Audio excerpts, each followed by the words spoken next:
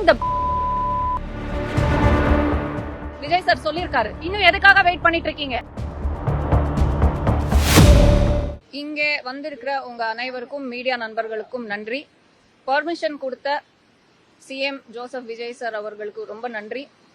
காவல்துறை அதிகாரிகளுக்கு ரொம்ப நன்றி. ஏன்னா இதுவரை பிரச்சாரம் ப்ரொடெஸ்ட் ரேலி பண்றதுக்கான பர்மிஷன் யாருக்கும் கொடுக்கவில்லை அப்படின்ற ஒரு குற்றச்சாட்டு இருக்கு. We are the example. நமக்கு ப்ராப்பரான ப்ரோட்டோகால்ஸ் நம்ம ஃபாலோ பண்ணியிருக்கோம்.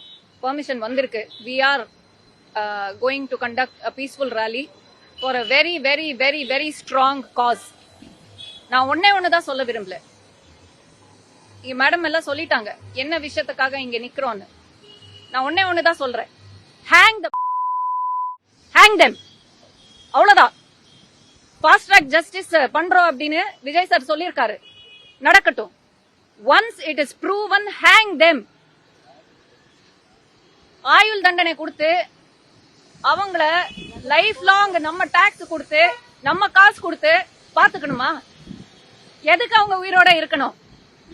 பாலியல் தொல்லைகள், சைல்டு அபியூஸ், எத்தனை பாக்ஸோ கேசஸ், கோர்ட்லயும் நிறைய பேர், ரொம்ப பெரிய மனுஷங்க, பெரிய ஜட்ஜஸ் எல்லாம் நிறைய பேர் சொல்லிருக்காங்க. அப்பப்ப நம்ம கேள்விப்படுறோம்.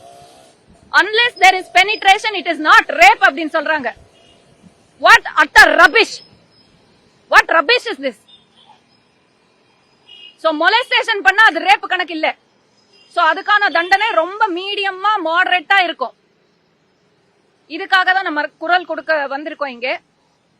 Fast track justice. தமிழ்நாட்டிலிருந்து, சென்னையிலிருந்து நம்ம சென்ட்ரலுக்கு குரல் கொடுக்கிறோம். தண்டனைகள் கடுமை ஆக்கணும். இன்னும் எதுக்காக வெயிட் பண்ணிட்டு இருக்கீங்க? we are not waiting anymore. இன்னும் எத்தனை லைஃப்ஸ் நம்ம பலி கொடுக்கணும்? இன்னும் எத்தனை குழந்தைங்க சாகணும்? எப்படிங்க பாதுகாக்கிறது? எப்படி பாதுகாக்கிறது சொல்லுங்க. தனி மனித ஒழுக்கம் வரணும், வரணும், வரணும், வரணும். ஆனா வந்திருக்கா? வருமா? பயம் வரணுங்க. சட்டங்கள் மாறணும். சட்டத்து மீது பயம் வரணும். அப்போதான் ஒரு மாற்றம் வரும். அப்போதான் இதுக்கு ஒரு முற்றுப்புள்ளி வைக்க முடியும். நன்றி.